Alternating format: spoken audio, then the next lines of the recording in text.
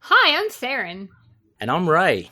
We're your Spider Baby hosts from To Know Her Is to Fear Her, a Spider-Woman podcast, as well as proud members of the collective. You're listening to Capes and Lunatics. Gimme, gimme.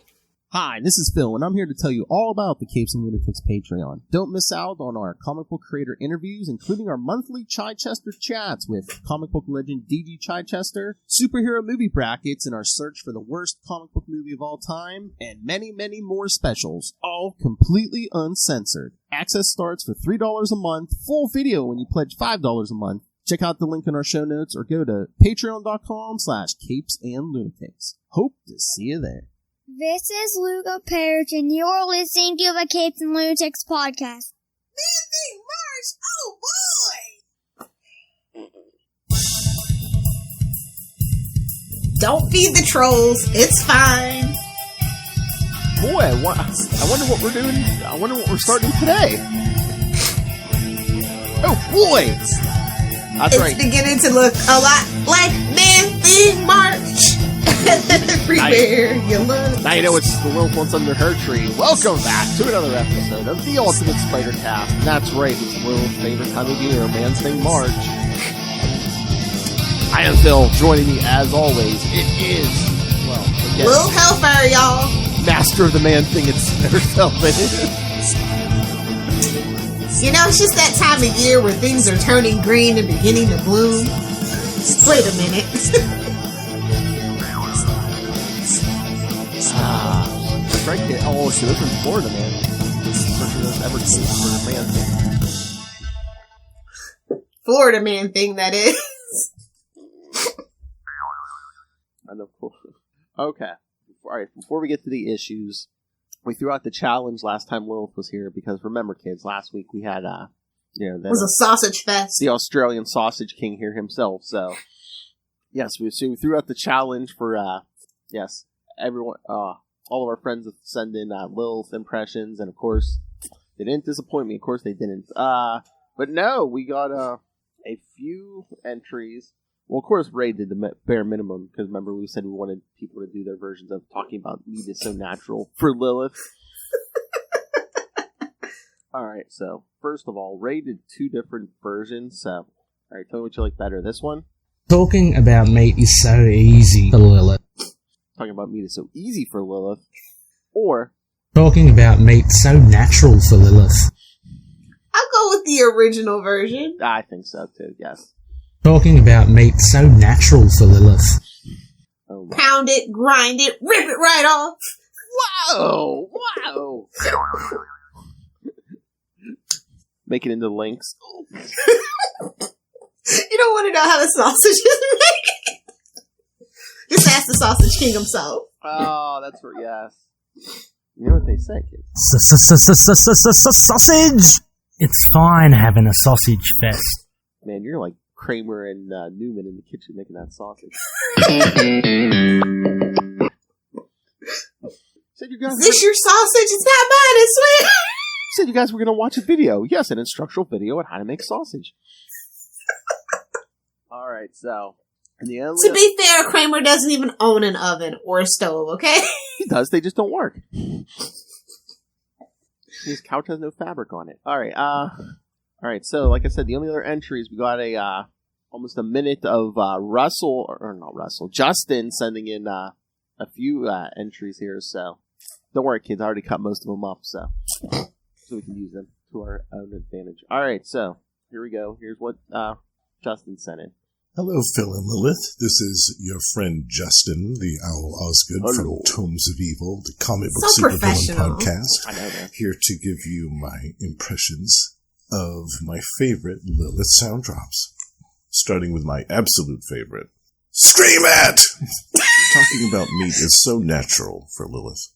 Superior puss. Giant size man thing. Tap, tap, tapping my way downtown. 67, 68, Lilith, 70, That's more 71, impression than me. 72. It's Yeah, so that's a Phil salty. impression. And I'm going to throw in a random one for myself at the end here, from a little chat that we had recently. I'm a sucker for a guy with a powerful rod.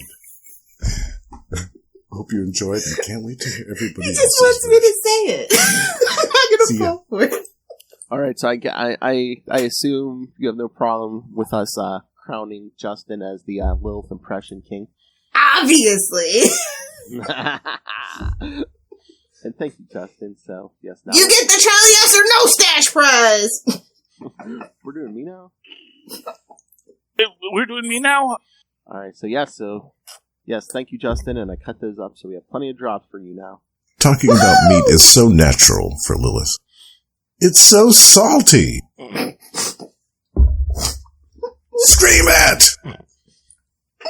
Oh, my. Superior puss. I need everybody to send in the Superior Push Drop. That is going to be a thing. Oh, God, Fancy Ray. Superior puss? What? I'm only talking about Otto. I know. Oh, come on, we need more. We need some more of those drops from the other half of the Velvet Drapes, little Kate. Damn it, tonight. Now that craziness is out of the way, shall we? Yes, well, Get into my man thing, March. I know you can't. You're craving that man thing. I know, Will. Don't worry, I got you. Man thing, March. Oh boy. Oh boy! All right, let's get into this thing. All right, And it's apropos because it is a giant size issue, not a giant size man thing issue, but a giant size Spider-Man issue. I get not only do we get Spider-Man man thing, you also get Lizard Lilith Hellfire. It is so close because it's Team Up 68, bro. It's so close. I know how much would you have lost it if it would have been like? It would have been perfect. If Man Thing would have been Marvel Team Up 69, oh my lord, you would have lost your stuff. That would have been like literally perfect, but it's fine. It's fine. Alright, kids, so yes, we start Man Thing March with Giant Size Spider-Man number 5 from July 1975. This thing's even older than Ray. Hey, well. Leave that old man alone. I know, I'm about to be his age here soon. Beware the Path of the Monster. Alright, Ray. Yeah. Mm-hmm. Writer, friend of the show, Jerry Conway. That's right. Heyo. That's right, we talked to Jerry Conway. This is Jerry Conway, and you're listening When he was 69. and Lunatics I podcast. believe he still is, so yeah. Well, in case people are listening to this in the future. In the year 2000. The 90s was not 10 years ago. I know. Alright, kids, so, yes, friend of the show. I don't care who you murdered now. If you friend of the show, I don't care who you murdered. Alright, yes, Jerry Conway, penciler Ross Andrew, inker Mike Esposito, colorist Petra Goldberg, letterer Artie Simic, and editor Len Wein. And it wasn't on the Marvel Unlimited copy, but I guess they also did a reprint of Amazing Spider-Man 21 in this thing. See, that's the one thing I don't miss about back in the day. I know. Like, I understand that because it was on the newsstands and stuff, but yeah. Yeah. But they still do it to this day, and it annoys me. Yes. They reprinted an issue with Spider-Man vs. the Beetle. Alright, but beware the path. That's not why we're here. I know. Man thing, I know. Beware the path of the monster. While web-slinging through the city, Spider-Man realizes that he needs to get away from New York. And sort out the state of his life. He happens to see a news report concerning the Man-Thing's activities in Florida. Wait, no. Think about it, though. I think Man-Thing is the original Florida man because he does live in the Florida Everglades. I think we're on to something. And decides to try and convince J. Jonah Jameson to send Peter Parker out to Florida to try and get pictures of the monster. Yeah, Jonah, you want some pictures of that Man-Thing, right? Jonah, it's not natural to talk about meat for JJ. I'm just gonna be honest. He is a womanizer. Talking about meat is so natural for Lilith.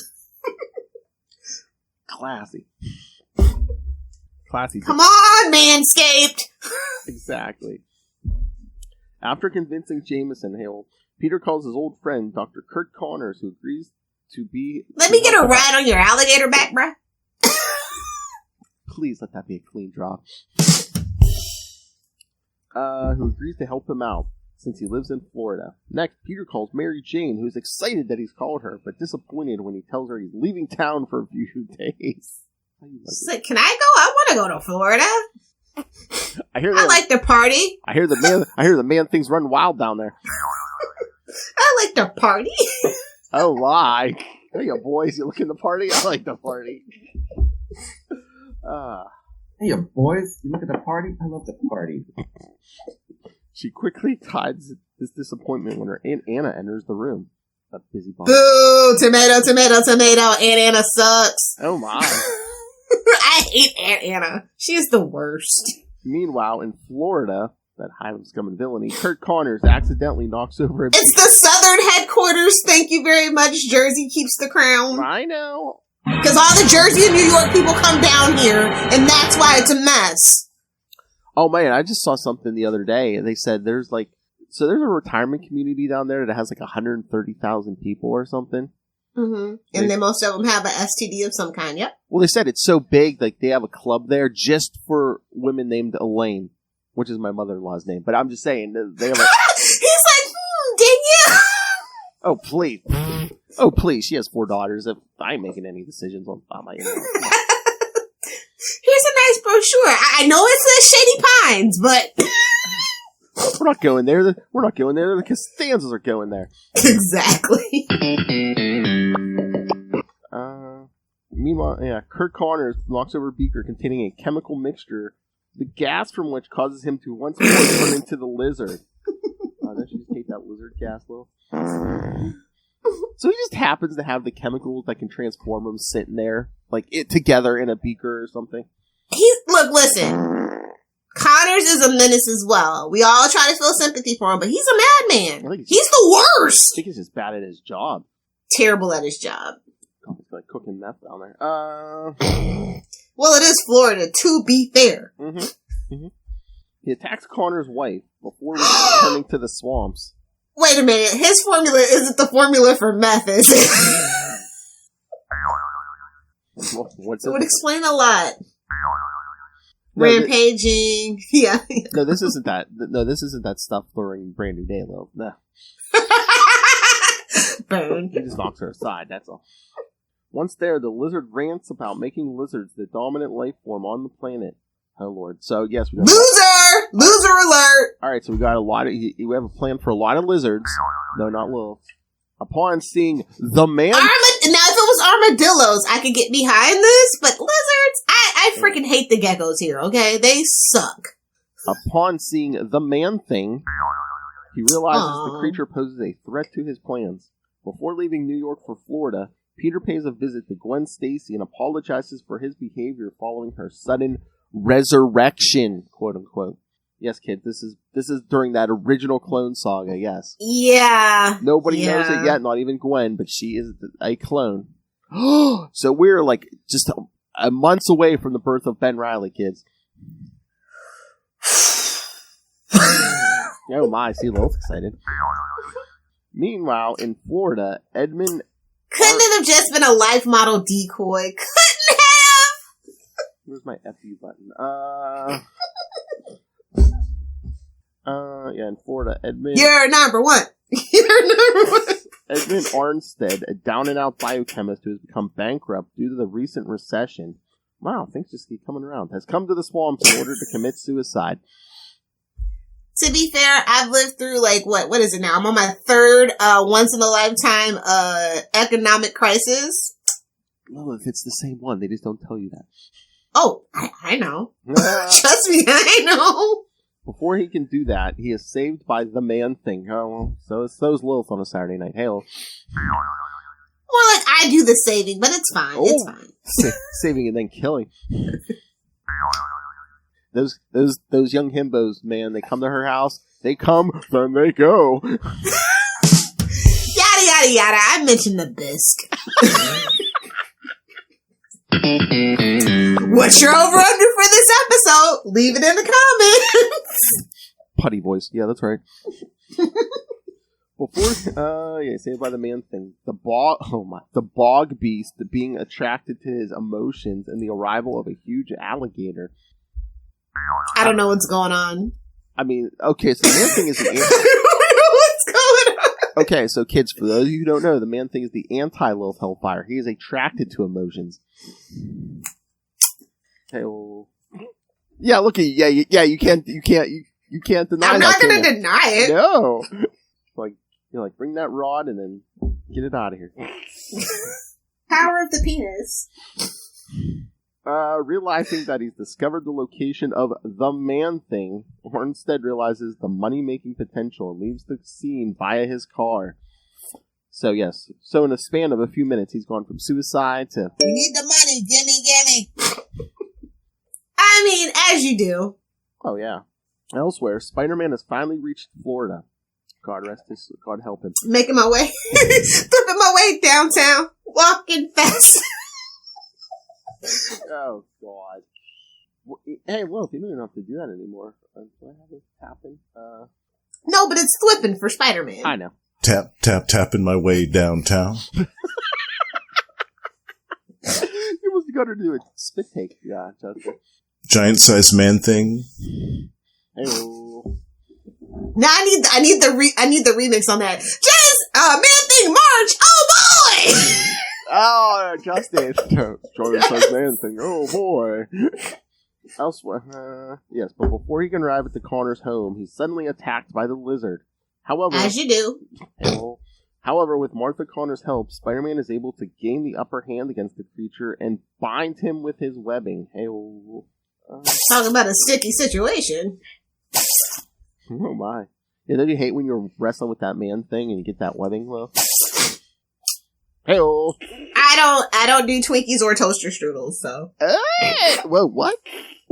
I don't know what's going on. Stay innocent, my friend. Stay innocent. Somehow she eats them in the wrapper. I don't know how that works. Safest way, bro. Safest way. That's true. Practice safe dietary habits, kids. With the lizard incapacitated, they debate on how best to deal with him. Elsewhere in the swamp, Edmund has been tracking the Man-Thing, figuring that if he can somehow capture it, he can make money off the creature. He follows the bog beast as it and various lizards are drawn to the lizard's mental commands for aid. When the various amphibious creatures and the Man-Thing arrive on the Connor's property, Spider-Man mistakenly attacks the Man-Thing. Pull the old little hellfire. While the lizards free the lizard! Duh!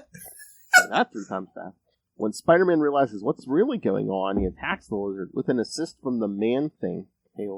Meanwhile, after Edmund is informed that Connors and the lizard are one and the same, he has the doctor's wife take him to the lab, where Edmund uses his scientific knowledge to come up with a cure. Oh, God. Thank God this out-of-work guy was a chemist, and not, I don't know. He was pulling a Breaking Bad. You can't fool me. I am the one who knocks. Exactly. Oh, my God. Lil, did you watch that show? I mean, he had so much cash, like he just had a storage space full. Oh yeah, full of money. Hey, I watched it like 10 years later, but I'm kind of bummed I didn't actually watch it when it was airing. But I was like, Tim Watley. I don't know. Stupid label maker. The labels would just fall off. Label baby. Oh God, the over-under on this one's gonna be off. Penthouse. Upon arriving in the middle of the battle, you know what? I do need an adult-only dentist, though. That would be pretty sweet. Oh my! Really? But I am a child, so I need to, when it comes to the dentist, I need that child-friendly sedation stuff. So ain't gonna happen. Really? You don't like any children on? I like to let the expletives fly. Oh God! Bleep those kids. The one where Kramer got the Novocaine. Oh, yeah. Oh, Lord. Upon arriving in the middle of the... Jimmy can jump! Upon arriving in the middle of the battle, Edmund almost drops the cure, but Spider-Man saves it from a spill with his webbing and proceeds to use it on the lizard. Yes. I thought he had to swallow... Oh, shut up. I thought he had to swallow... No, finish your thought, Phil. He's like, he ain't getting me on tape, damn it. I thought he had to swallow the cure, but Spider-Man just kind of hits him with it in the face, Ooh, he him right in the face with that cure. I know, that's what I thought he always had to drink that thing. Convenient plot point is convenient. Babes, it's the 70s. Don't worry about it. I know. Like, seriously, the 70s, it was fast and loose. Hey-oh. He hit him right in the face with that sack. Not in the face. There you go, Justin. I need more. Not in the face. But Spider-Man and proceeds to use it on the Lizard. He transforms back into Kurt Connors with the mental. Boo! Tomato! Go home. So he just transforms from one monster. Eat a Snickers. You're not yourself when you're hungry. So he transforms from one monster into another. Okay. Exactly. With the mental control gone, the various lizards and the Man-Thing return to the swamp. Edmund tells all present that until he met the Man-Thing, he figured his life was over. But now has given things a second thought and is going to give life a second chance. This is you! I was down in the dumps till I met that Man-Thing. Nah. Then the sun rose and I told him, get out! Exactly. So I can eat my Egg McMuffin in peace. See, this is you. Yeah, the Man-Thing showed up for a short visit.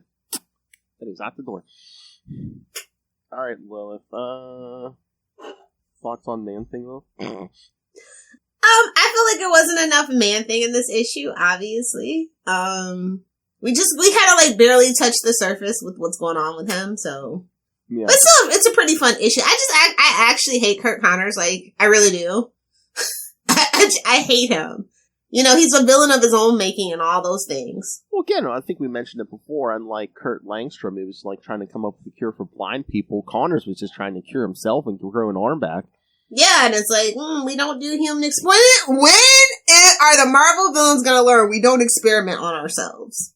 You know, we had the That's literally everybody's problem in the Spider-Man's rogue gallery. Honestly, now that I start thinking about it, with maybe the exception of Rhino, because he's stuck in the suit. He doesn't want to be in the suit. Well, I gotta all right, get ready. Well, if you have to hand it to Kurt Connors, he was trying to resurrect that dead girlfriend. Hell, gotta hand. Mm-hmm. Get out. Mm-hmm. Get out. It's too early in the morning for this, Philip. What are you saying? I'm not right. Oh, poor thing. He's just left with his left hand. Well, I feel you, bro. I'm a lefty, though, so, you know. Hey-oh! Suffer! Suffer! Find no scissors for yourselves. No left-handed mice. Heard you're ambidextrous. Hey-oh! I am, actually. All right. You know, as many times as I've broken my left arm, I have to be. After all the time she's driven in a car and, you know what happens there, kids. Damn old people. Seriously, grandkids, when I'm 75, please take my license away. I give you permission. Oh my god. Well, you have to have kids first, though, before you have grandkids. I told you, I'm skipping that. I'm just adopting grandkids. I told you that before. That's the point. Lilith and all our Asian grandchildren. Alright. Yeah, all the clone stuff is, like I said, Gwen Stacy's a clone, so that's coming up.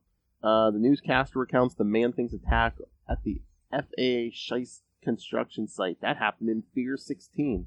Kurt Connors knows who Peter Parker is because Spider-Man told him about Parker the last time they met. That was in Marvel Team Up 19 and 20.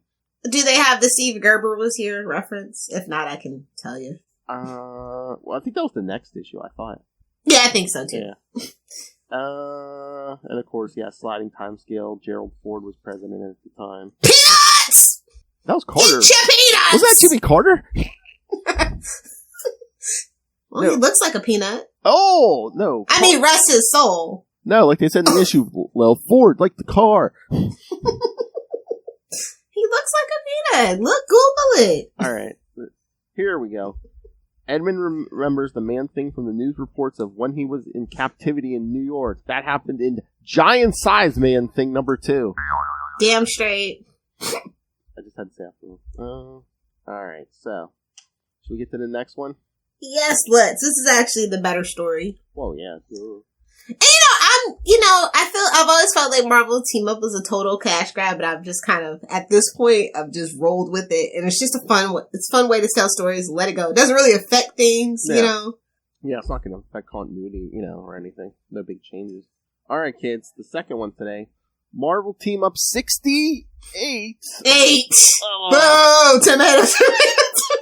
Can you imagine the party Lilith Hellfire would have had if Man-Thing was in Marvel Team Up 69? I mean, confetti, streamers, come on. It would have been like New Year's Eve over there.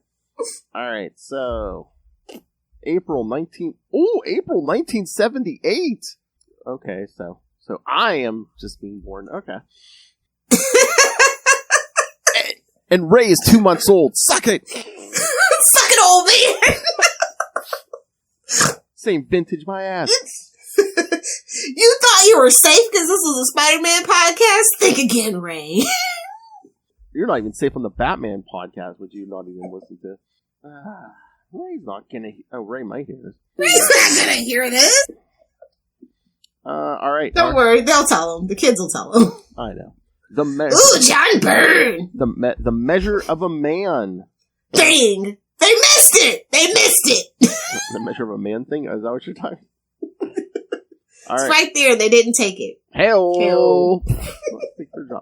All right. Yes, writer Chris Claremont, penciler John Byrne. Oh God, modern day comics could never tolerate this team up. Let me tell you. Claremont and Byrne, kids. Ooh, this is the beginning of comics. Modern comics, yeah. Yeah. Inker Bob Wyshek, colorist Phil Rachelson, letterer Bruce Patterson, and editor Archie Goodwin. Archie. That gets her attention every time. Well, no, like if I was pretentious, I would totally name my son Archibald and call him Archie Kids. I would. I really, truly would. All right, kids. So this starts with Peter Parker takes Mary Jane out on a date to a local circus. To the circus. Boo! Tomato, tomato, tomato. I know you're broke, but damn, Peter. The circus. Elephants. Get it? Get it? Get it? Working for peanuts. Oh. Yeah. Takes a date to a circus. What a clown.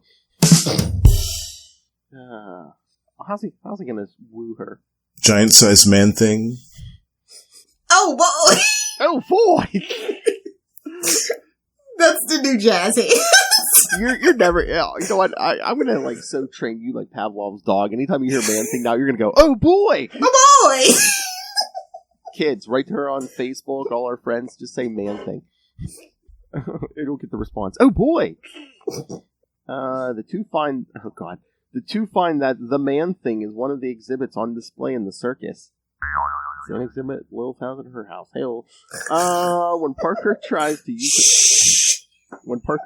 use his press credentials to inquire about the bog monster, the owner of the circus kicks him and Mary Jane out.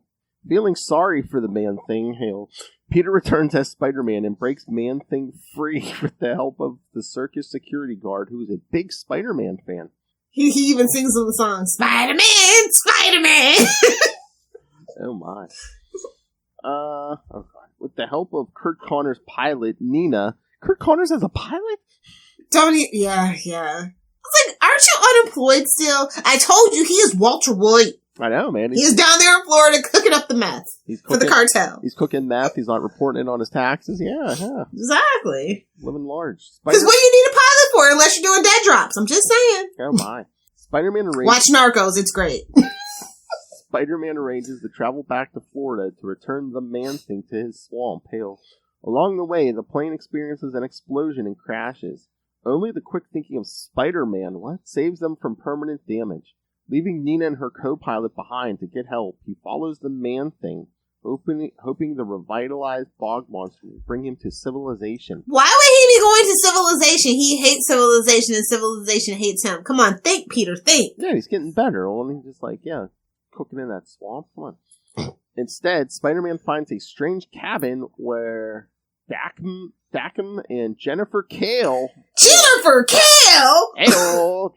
have been tied up because John Byrne just wanted an excuse to draw a tied-up blonde. John Byrne, being John Byrne, baby. This is really a disguised spire erected, by the demon named Despair. Haha, get it? Despair? Yes, kids. I hate the way they spell that, but whatever. D''Spayre.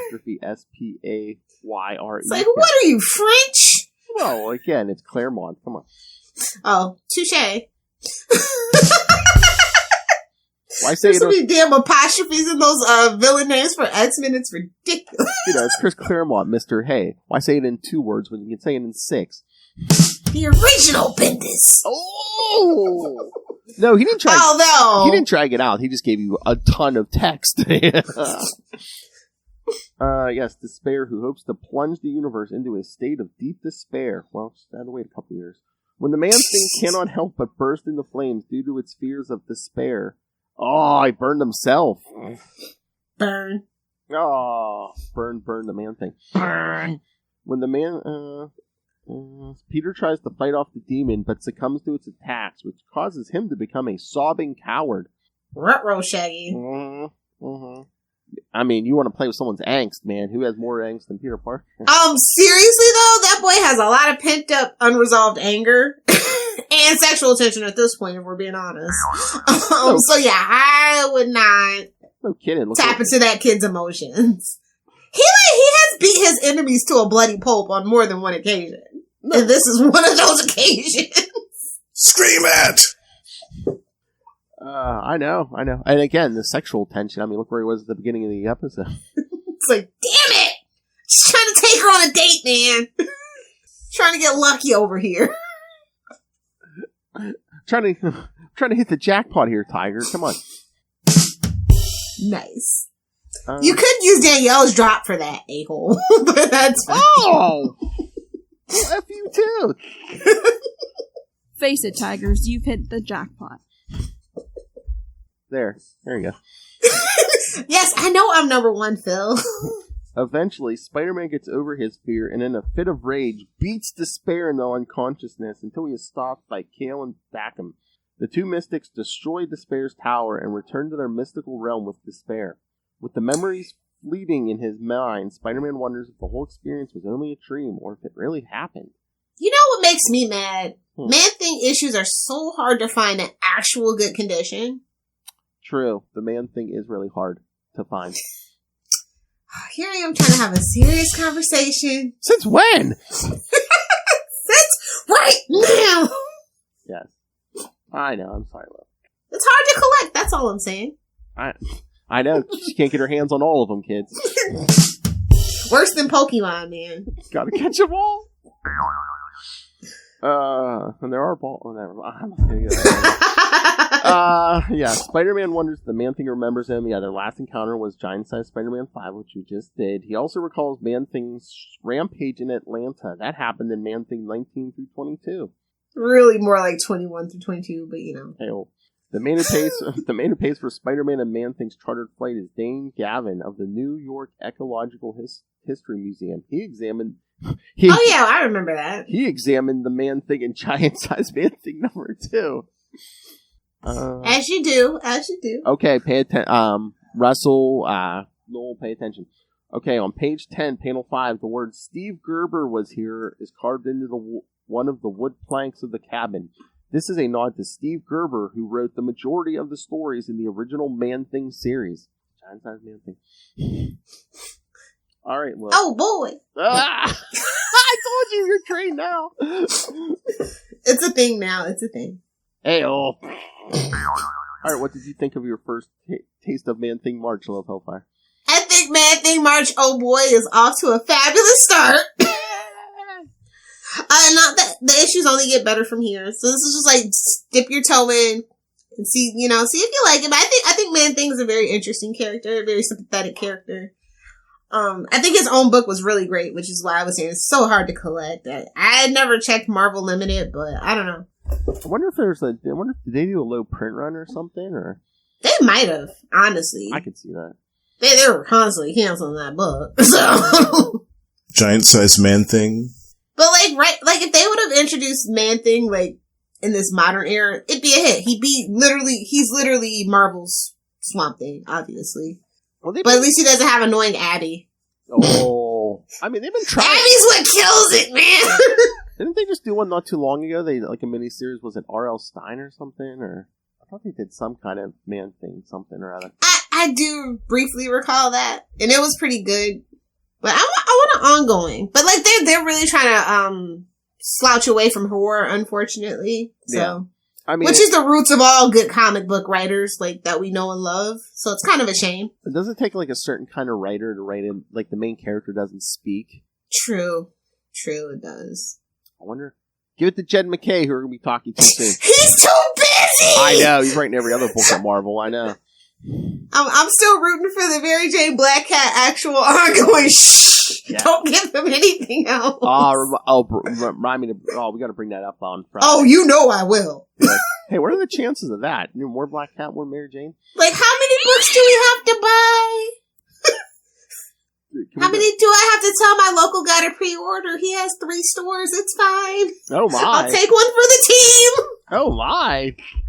What will Hellfire going to do for a new Mary Jane Black Cat series? Hell, I'll spend the savings. It's fine. The dogs just won't have cashmere sweaters for next winter. It'll be fine. God, Will Hellfire, you're a young, attractive woman. You don't need to spend money. Yes, I do. That's what it's there for. What, you don't want to sleep with a comic book guy? Alright, so should we get to new issues? Okay. Alright, kids. I know Lilith is not touching it. Hey-oh, but yeah, you can hear Superior 4 number 2 on Super Connectivity 381, or the Devil's Reign podcast crossover part 14. Yikes. Yikes. It was the only one. It was the only Devil's Reign this week. Alright. I know. Alright, Amazing Spider-Man 89. Catfight. Yes! Catfight, Jerry. Ooh, catfight. Wow. Alright. Again, no Ben Reilly. The Goblin Queen? I don't know. I mean, this time we got her. Black Cat was the best thing about this book next to the art by Mark Bagley. Yes. Mm-hmm. Yeah, I'm not here for the Goblin Queen. I'm over it already. Well, I'm thinking she might be a one-hit one, once we get past the Beyond stuff, maybe she'll be cured or whatever, but because the whole thing's over in issue 93, kids, so. Yeah. And I guess, like, all the previous issues have had some kind of psychological element, but this one was mostly focused on action, and I'm here for that. Every now and then, you need to break it up and give us some action, and that's what this issue delivers. Mm-hmm. But yeah, light on the storytelling. Well, again, I mean, like, maybe because we're cruising to the end, and we're finally getting Peter, back into action here, so. Yeah, that anniversary's right around the corner, so. I love that Avengers movie joke. It's like, Black Cat's like, are you ready? He's like, that's my secret cat. I'm never ready. Same, buddy, same. Hello. So yeah, I mean, they keep promising this, like, shocking ending in issue 93, kids, with the cover. Goblin Queen is really Betty Brant. There, I spoiled it. No, I think it's a Ben Reilly shocker, because, yeah, the two of them are fighting on the cover, so. I know. Although I'm just trying to make that Betty Brant a thing, man. Hell. Although after that ending, I'm like, why are they, this issue, I'm like, why are they fighting? Because they're two women, so, okay. Men can't help themselves. Whoa! I kid Patrick Gleason. I was gonna say, I meant Peter and Ben fighting. I mean, they both have that Parker DNA, okay. Yeah. He was a bully dude for a while. It's all repressed in there. I never want to have to go through Peter's head, bro. Hell. Right now. He's got so many psychosomatic issues, it's ridiculous. That's what killed the original Kafka. Nice. So I can't take it, it's too much. Hell. Okay, there's the ad with them fighting over it. I mean, have you seen this ad at the top? It says, Beyond ends with a bang. Hell. The last pages of this comic won't just shock you, they'll traumatize you. Babes, I've seen Gwen Stacy thrown off a bridge.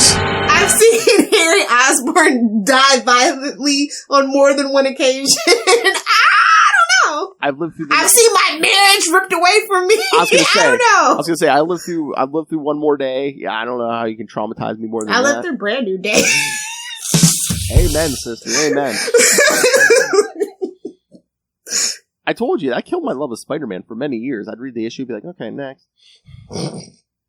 So I don't know. I mean, those are some big shoes to fill, man. I lived through the 90s, kids. Exactly. Traumatize me. I still don't know who Facade is. Come on. And you never will. No, I won't. Because thanks to Ray, I got to talk to the writer, and he's like, I don't remember. I know. So yeah, kids, no one will ever know who Facade is. Lost to the annals of history. We're gonna have to cover that story one day just so we can speculate. You got it, buddy. And Betty Brant's a big part of it, so. I know. Betty is part of that. Oh, it was her, Philly. It was her. Yes, it was either her or she was behind, or she manipulated someone into being facade. Oh, but yeah, no. This I don't know how it's gonna end. I don't know how they're gonna shock me, but okay. I know. Shocker. Ben's probably gonna get his own book. Venom shows up. Hey, buddy, want to come out to the West Coast with me, man? Oh, please. Venom's me off. and my son. Speaking of, Venom's off in space. I know. So, how are you feeling about this new Venom arc? I don't know if this is what... I mean, I like it, but I don't know if this is what traditional Venom fans are looking for, especially people that discovered Venom through the movies. Yeah. I don't think there's a lot of synergy, but I'm okay with that because I hate the movie verse. So, it's Al, so I'm getting a lot of my body horror. And Brian Hitch is also doing the artwork, and they're a very interesting team. Mm-hmm. But I think they're still finding their footing. I mean, it is Al. I like this story, but I don't know if I want this for like a long, stretched out arc. I mean, unless we're going to, symbiote planet, I don't care. It's the only time I care when Venom goes to space. I know. But are they like testing the waters? Because I mean, do you see that miniseries? We're doing a Venom Lethal Protector miniseries from, I guess. Yeah, we're bringing that back. Absolutely. That's what I'm saying. I think that him and Ben are definitely going to cross paths somewhere, some way, somehow. So that's my big prediction on that. Yes, a Venom Lethal Protector miniseries written by his co-creator David Michelinie. Oh, that's going to be so great, though. Mm-hmm. But Meredith can suck a turd. I know. What a fancy man. What a jerk. Like, get out of here. And he's over here villain monologuing. I'm just like, I don't care. Punch a hole through his head, Venom. Come on. Whoa. Put that sentient tongue to use. Whoa. There you go. There you go, Justin. Send me that drop. Is that a sentient tongue? I don't know. Like, I get it. Eddie's a big dumb meathead, but God, he's been the biggest tag-along ever. Like, these last couple of issues. That's true.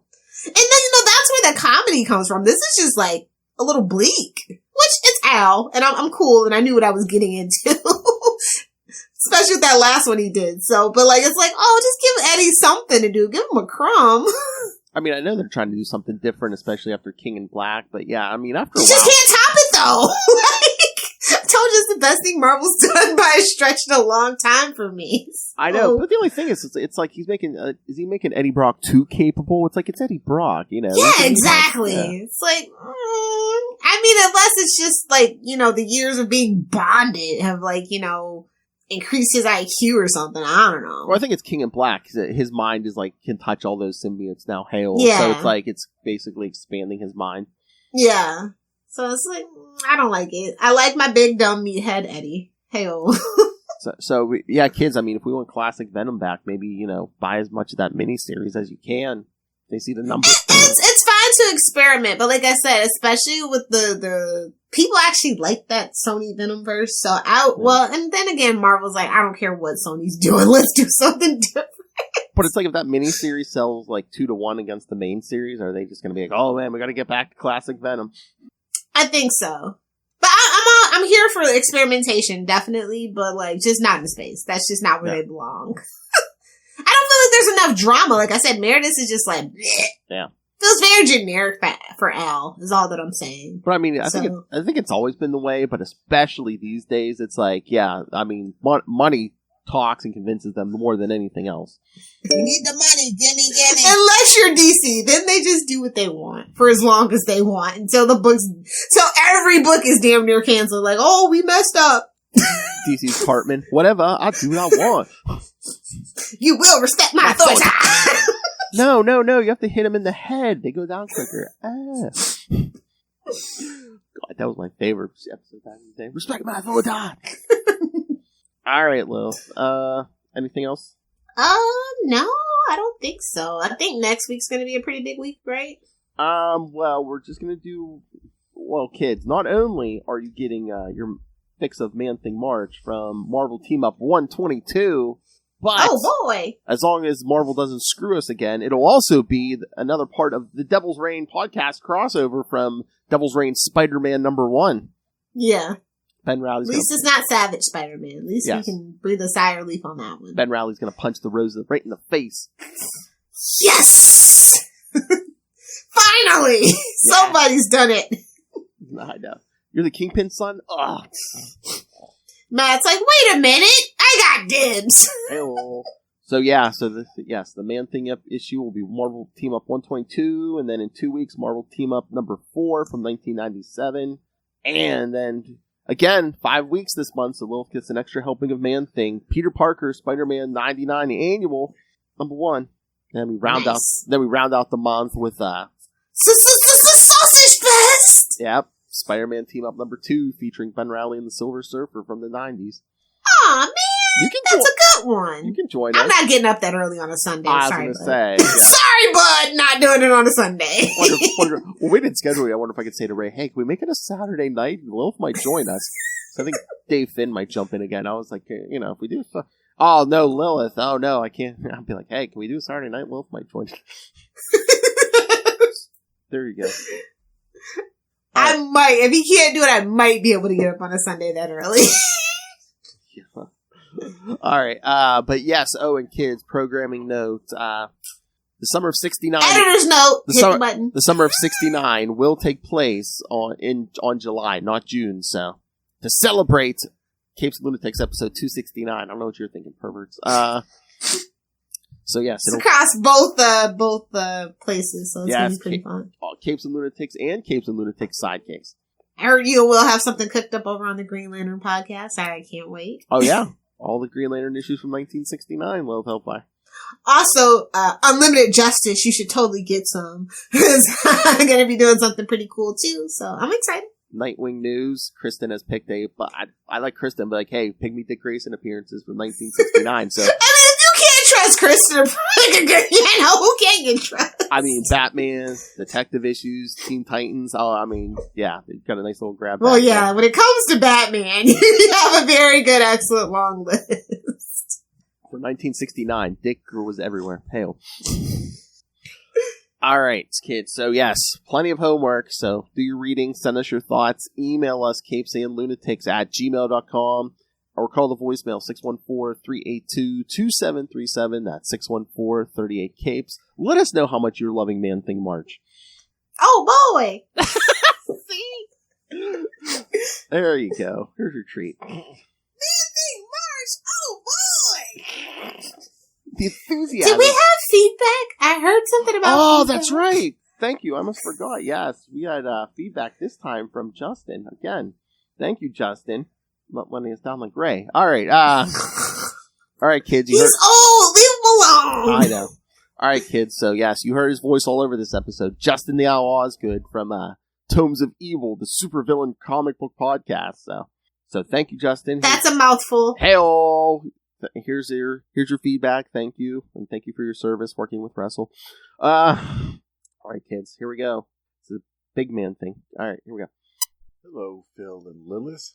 It's your friend Justin the Owl Osgood from the Tomes of Evil comic book villain podcast, here to give you my thoughts about a couple of issues for Man-Thing March. And the first was Giant-Size Spider-Man, number 5. This one was kind of a mixed bag for me, and I'll tell you the main reason for that is because of the art. Normally I really like Ross Andrew, but for some reason in this issue, the art was a little off for me, and I'm not sure why that is. I think, too, his rendition of the lizard is kind of weird looking. It looks like he's almost trying to do a rendition of John Buscema's version of the lizard from several years prior, but it just, I don't know, there's something off about it for me. It looks kind of comical. There's nothing remotely menacing looking about this lizard at all. However, there is a great panel.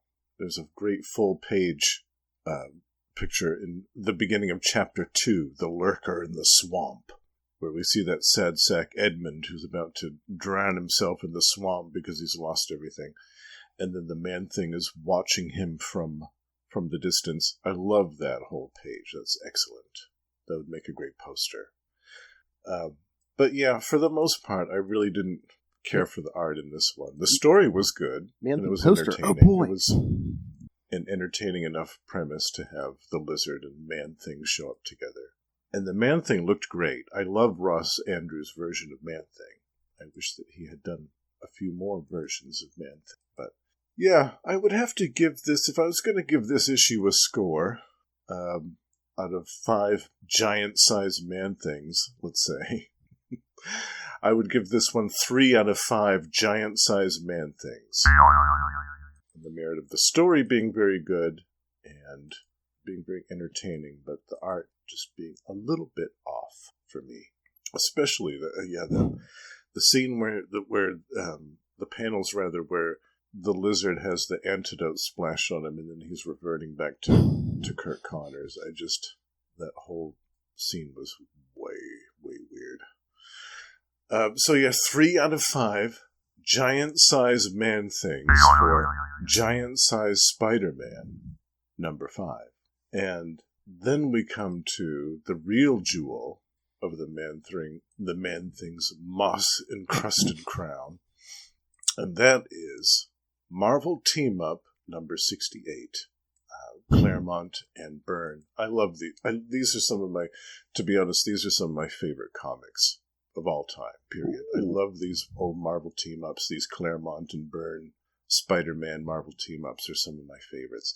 And when I was a kid, actually, these were coming out in the form of reprints, and I think they were called Marvel Tales. Yes. And for a while, they had Peter Porker, the spectacular Spider-Ham. Yes. as a backup in those, which made them even more entertaining for me as a little kid. But I love these. I fell in love with these stories right away, and I still hold them in such high regard. I love them so much. John Byrne being my favorite artist, and Chris Claremont, of course, being one of my top 5 favorite comic writers. So yeah, I hold this issue too in really high regard. I love this one so much. And this was actually my introduction to the character Despair. I hadn't read anything of Despair before this. I have to comment, very early on in this issue, we see a couple of, when Peter Parker and Mary Jane are first stumble upon the Man-Thing, those rockin' bell-bottoms. Look at those things. They look like they just waltzed straight out of Studio 54 and went down and found the Man-Thing. Those bell-bottoms are out of sight, Cat. I love that. And then we have another great scene where the hippie security guard is talking with Spider-Man about the whole situation, and the slime bag who's got the Man-Thing captured waltzes in and tells the security guard to stop him, and can't do that, Mr. Jardine, sorry. I just quit. I love it. I love that whole part. It's great. Shoves his badge in his mouth. It's fantastic. Good old hippie security guards. Gotta love it. He saw us. It is rather convenient that they happened to be flying right over the swamp when the plane crashed and they were all jettisoned into the bayou. But we'll overlook that, as it is comics and everything. Plot armor. Convenient plot point. And then we're introduced right off the bat to Despair and Dakeem. No context. And Jennifer Cale as well. Well, I love the scene with the tower where Spider-Man and Man-Thing glimpse the true tower that is lying before them. It's fantastic. It's such great artwork. And I have to comment, too, about the inks. Bob Wyachek is fantastic. I think I'm pronouncing his last name right. Bob Wyachek. Maybe I'm pronouncing it wrong. Sorry, Bob. But I love his inks, and I love his inks with John Byrne. I think it's such a great combination. Yeah, the it's art so was good incredible in this in issue, it, yeah. The panel where Despair grabs Spider-Man by the throat, and you see that horrible energy crackling around him. And you can tell from Chris Claremont's great description of what's going on that poor Spider-Man is really getting thrown through the meat grinder here. And poor Man-Thing, holy cow, getting engulfed in flames over and over again. Poor Man-Thing. I always feel so bad for him when I read this issue. I feel bad for the Man-Thing, really, when I read any issues. I think he's such a sad, sorry creature. But especially in this one, where he just keeps getting lit on fire over and over again. Oh, poor Man-Thing. The part that I always found a little weird in this story was Dakeem the Enchanter talking about how despair is like his opposite number or his opposite essence or something, and I always found that to be a little strange. But I hadn't read anything else involving this character, so that probably has a lot to do with it. I always thought that despair was a demon, and so I thought it was strange that Dakeem counted a demon as his opposite. But anyway, I'm probably looking too deeply into it. There's a great scene during the fight between Spider-Man and Despair where Spider-Man gets laid out by Despair. This blast of energy comes out. And he turns the same energy on Man-Thing and just keeps setting him on fire over and over again. But then you see Spider-Man go crazy. One of the many times that we see Spider-Man lose it. And he beats the hell out of Despair, lays him right out. I love this. I love the whole issue. It's fantastic. The artwork, the plot, everything. And this, I think, is the best rendition of Despair. I am a little biased, where, like I said, John Byrne is my favorite artist, but any other rendition of Despair that I've seen after this has always looked subpar. And I remember there was a story in the 90s in Excalibur that involved Despair. And that, I think, had to be the worst rendition of the character that I've seen. That was, if I remember right, it was particularly bad.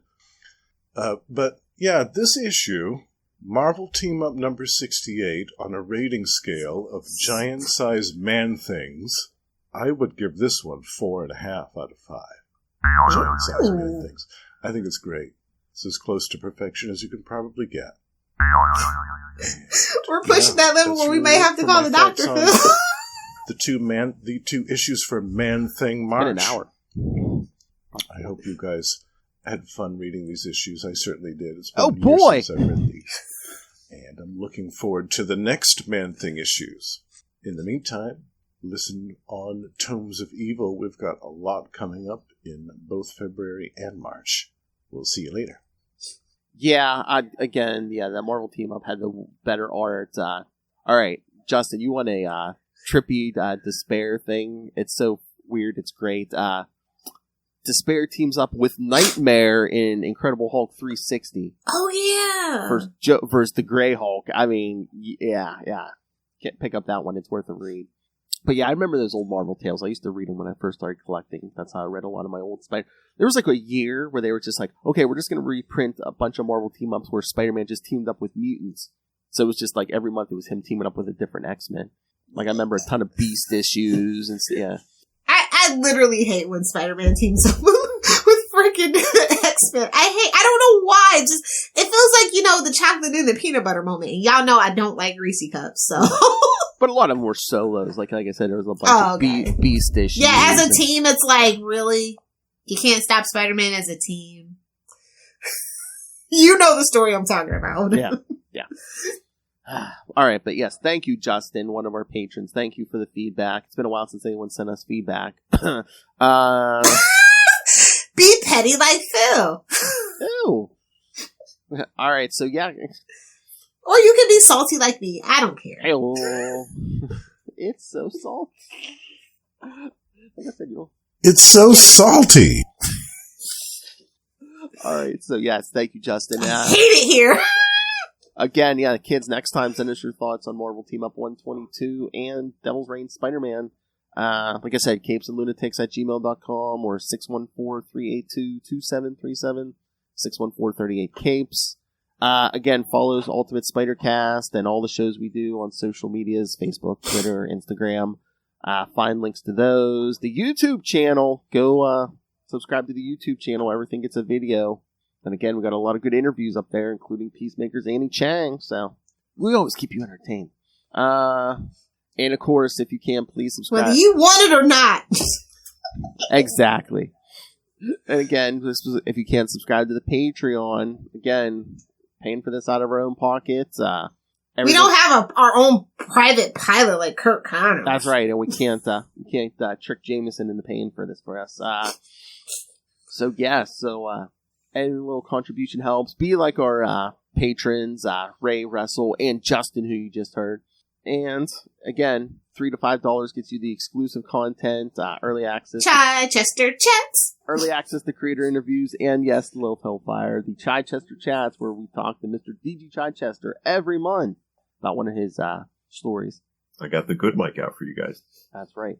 And, of course, Patreon exclusive superhero movie brackets. We're going to find the worst superhero movie of all time. So, if you Halle Berry v. Halle Berry, come on, baby. Just say, if you can think of a bad superhero movie, it's probably on our list, kids. So, yes, please check that out. And while you're sitting there, yes, order yourself some Capes and Lunatics and Capes and Lunatics Sidekicks merch. Help a little finance that man thing. All right, so find everything all in one place. That's Linktree, linktr.ee/Capes and Lunatics. All right, Queen of the Man things. Where can people find you online? If you guys want to hang out on the interwebs, find me on Twitter at Lilith Hellfire, on Instagram at Lilith Hellfire69, and of course on TikTok, making all the comments. My comment might be on your post next at Lilith Hellfire69. Put it here. Put your comment here. Put it here. All right, I need man thing to drop that. Either do the 6 or do the 12. I have a better one. Either do the 6 or do the 9. Oh, nice. Either do the 6 or do the 12. Oh, that's getting replaced. Yes. Bigger, harder, stronger. Bigger, harder, stronger drop. Bigger, harder, stronger. Power of the penis. Somebody's muffin's getting buttered. That ain't my business. I hate it here. That's my two favorite new drops. Then Man Thing March. Oh boy. Oh boy. And somebody's muffin's getting buttered. That ain't my business. No waste of butter there. Hey-oh. Thank you, kids. Remember, come back in 1 week for more Man Thing March. Man Thing March. Oh boy. So that love.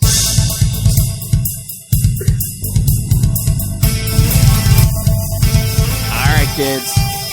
Again, next week, Marvel Team Up 122, followed by, and of course, Devil's Reign. So you're getting Man Thing and Devil's Reign. Ew. It'll be busy time this week. We'll screw up again. But until then, swing on back. Flip your way downtown. Hi, I'm Russell. And I'm Justin. And we're from the Hold up. Listen up, you nerds. Tired of being a little goody two-shoes? Had enough of always talking about acts of courage and heroism? Well, you have come to the right place, I guess. Tomes of Evil is the comic book supervillain podcast, where every month we do a deep dive on a different comic book supervillain, as well as multiple sub-series on some of the most iconic foes of all time, including Darkseid, Doctor Doom, Scarecrow, and... Name's Hobgoblin, and you're right on time for your funeral. I better be getting paid for this. So what are you guys waiting for? Bring on the bad guys.